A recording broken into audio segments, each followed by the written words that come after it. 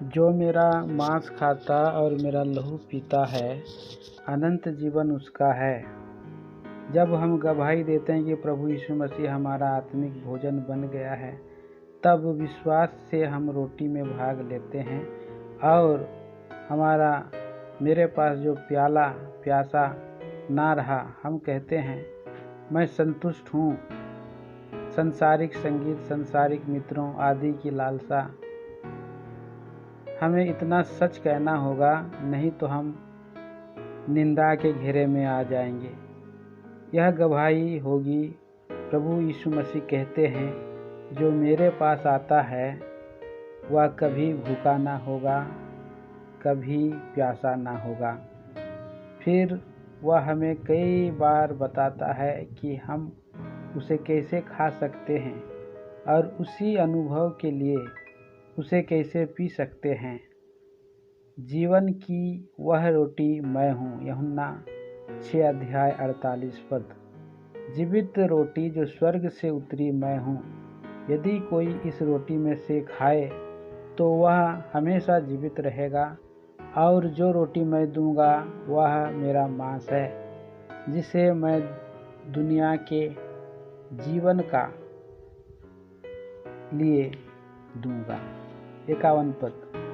तब यीशु ने उससे कहा, मैं तुमसे सच सच कहता हूँ कि जब तक तुम मनुष्य के पुत्र का मांस ना खाओ और उसका लहू ना पियो, तब तक तुम में जीवन नहीं।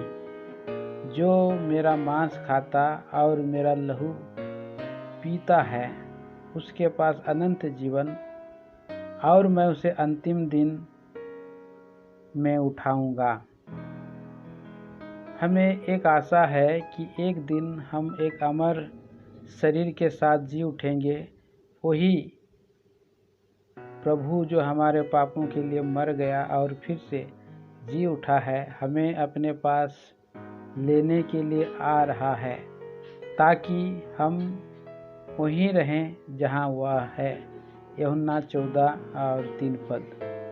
यह केवल तभी संभव है जब हमें वह शरीर दिया जाए। अब हमारे पास वह आशा है कि एक दिन हमारा प्रभु हमारे लिए आ रहा है, हम उसे देखेंगे और उसके समान हो जाएंगे। अब वह आशा हमें बहुत ही खुशी देती है। एक आदत के रूप में मेज में भाग लेने के बजाय आपको कहना चाहिए, मेरे प्रभु मेरे लिए आ रहे हैं, वह मुझे प्राप्त करेंगे और मुझे हमेशा के लिए उनके साथ रहने देंगे। वह आशा स्वतः ही संसारिक और नाशवान वस्तुओं की इच्छा को दूर कर देती है।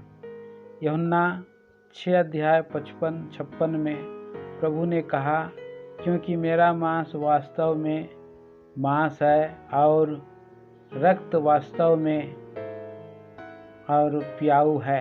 वह जो मेरा मांस खाता है और मेरा लहू पीता है, मेरा निवास मुझ में है और मैं उसमें हूँ।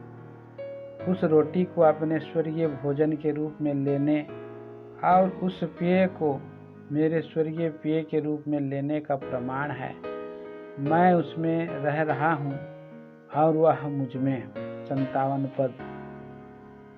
इसका मतलब है कि हम हमेशा उसकी उपस्थिति के प्रति सचेत रहेंगे, भले ही हमारे पास कई संसारिक परीक्षण हैं।